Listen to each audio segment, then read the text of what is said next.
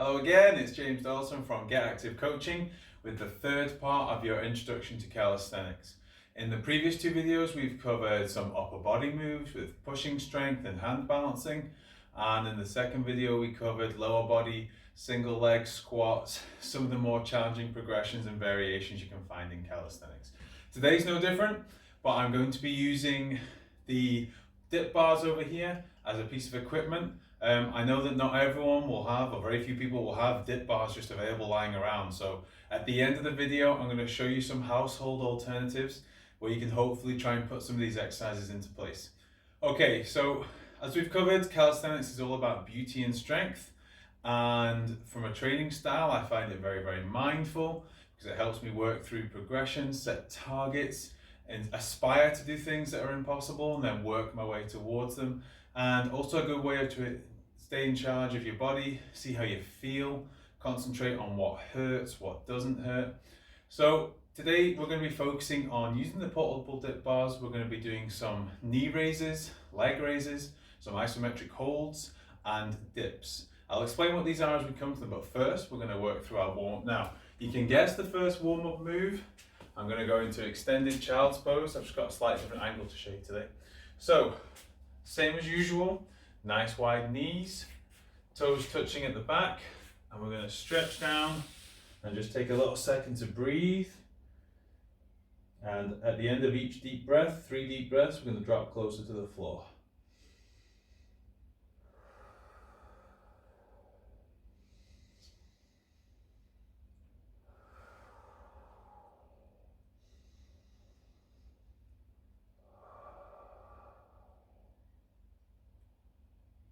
Okay, now you might wonder why I've been using that same stretch every single video, but it's so effective to open up your hips and shoulders and chest, and you can't really do anything in life without using your shoulders and your hips. So it's one of those one size fits all stretches. It's really good just to find time to slow down and make your body feel different. Like I've said, especially if you're working from home or sitting in uncomfortable positions during this coronavirus pandemic. So, on to the second stretch, we're going to try a side bend. Now, you might feel comfortable doing this with a broom handle or something up above your head, but I'm just going to do a simple variation. I'm going to have one hand down by the side, I'm going to stretch another hand over my head, and we're just going to roll this hand down the side and stretch here and back. And same again, I'm just going to stretch down one side, just here. Now that's quite a good one for getting into your sides, your lat muscles, but it doesn't quite achieve everything. Now you can't see this, but maybe you can see it here.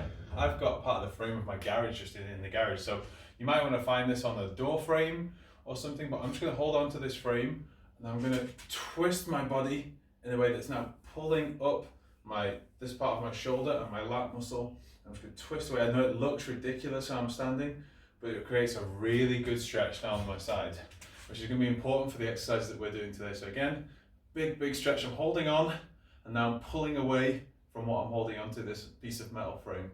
It gives me a really big stretch down that side, which is good. Back onto the ground. We're going to do a cobra stretch, and I'll just show you it from the side.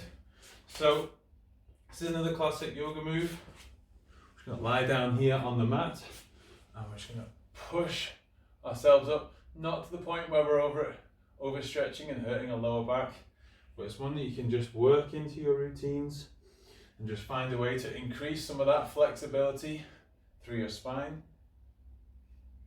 And just take your time. It stretches all your front core muscles. It's just that you can interchange this with your child's pose. You can go from child's pose down into cobra, which is probably quite common in a lot of yoga flows.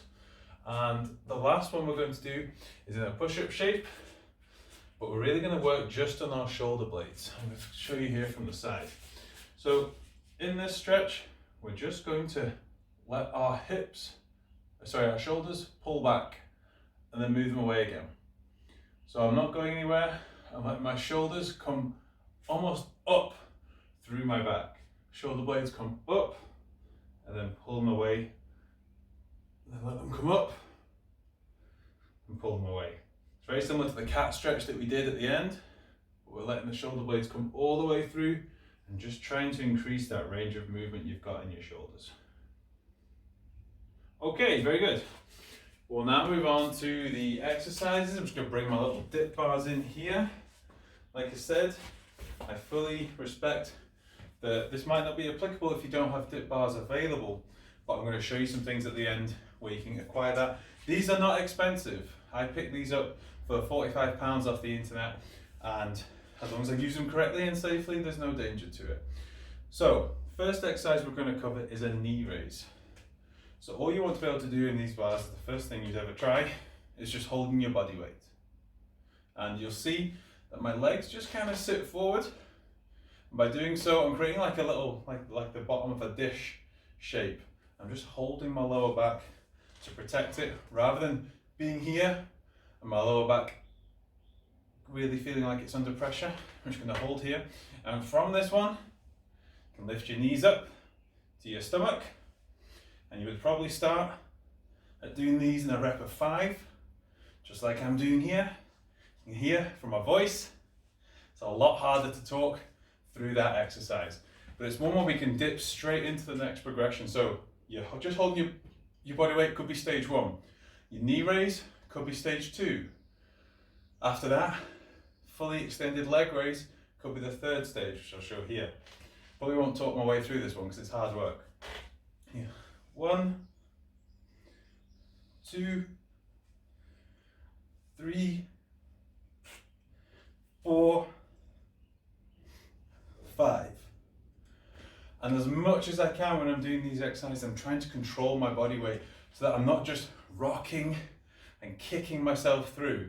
I'm trying to isolate each muscle group and allow it to gently work its way through.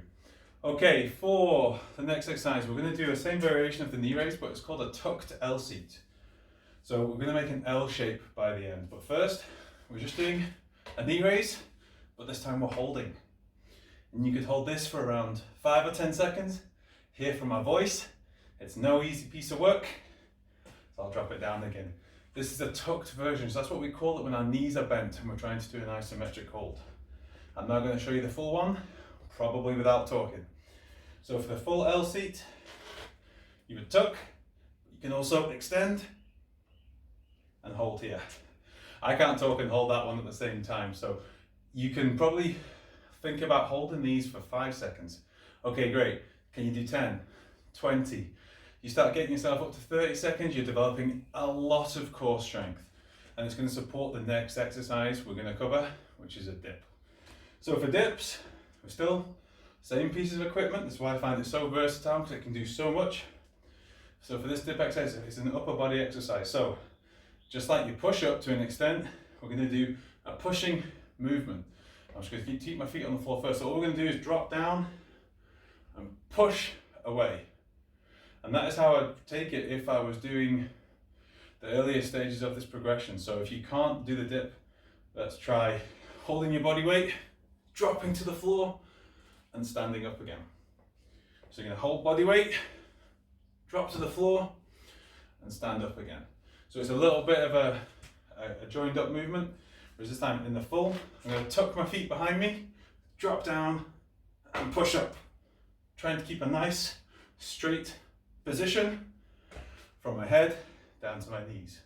Now that is a really, really progressive exercise.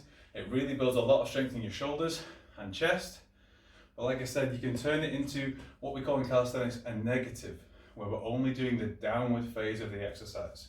So you can drop down, can't get back up, but you can do a push-up, almost like doing an incline push-up on here. You can use your feet to give you that extra bit of space. Now, for the last part of this video, before I go back into the kitchen to show you I'm going to go to the kitchen to show you some household equipment that you can use. We're going to combine 2 of these exercises. This is one of the favorite ones that's in my routine at the moment. It's called, I call it dip to L seat, because we're going to do a dip and an L seat all as part of 1 rep. So I'm not going to talk all the way through it. I'm just going to go through 5 of these so you can see how it looks in a normal routine.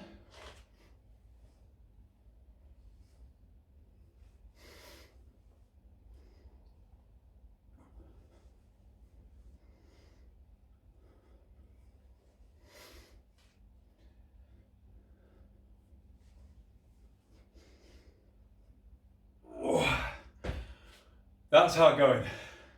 I can really feel that. You can see from my breathing. That's a really progressive, hard exercise.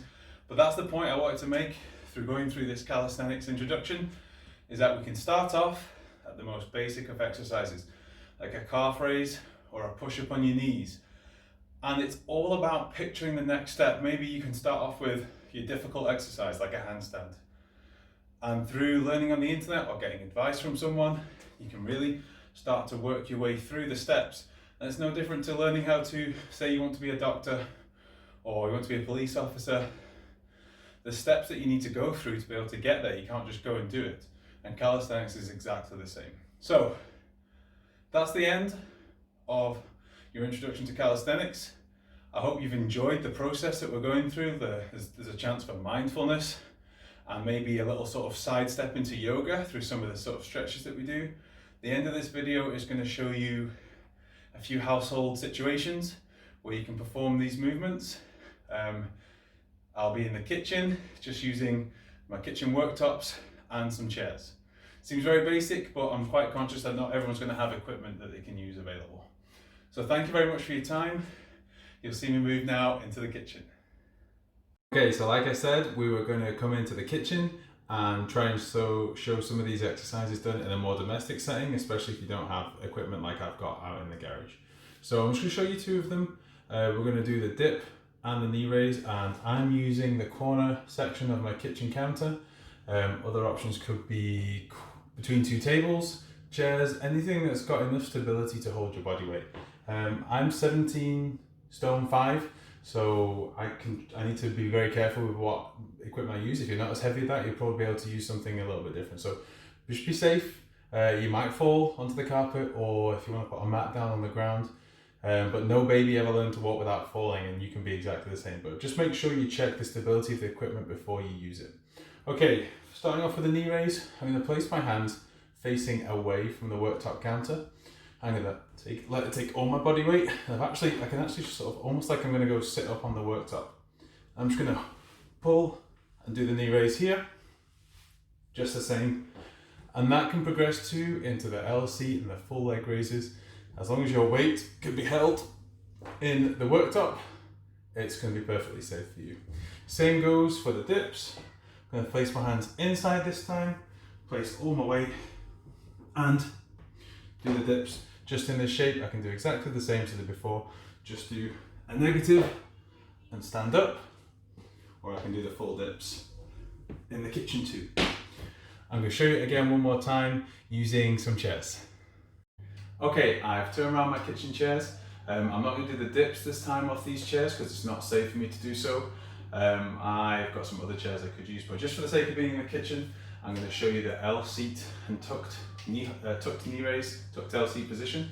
So using these chairs, I've just got my hand nice and flat across the edge of the dining chair. I'm going to hold my body weight tucked in, and I also can do the L seat here too.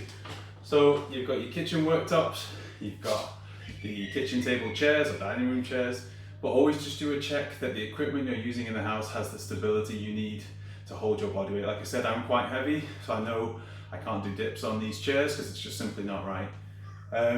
Hopefully that's been a little bit of an insight into some of the more higher profile, more advanced movements that we can do using dips and isometric holds on parallel bars or anything where you can hold your weight in a parallel basis. Thank you very much for joining in with us at Get Active Coaching and this introduction to calisthenics. If you have any other further questions, please leave it in the comment section below and we can try to get back to you.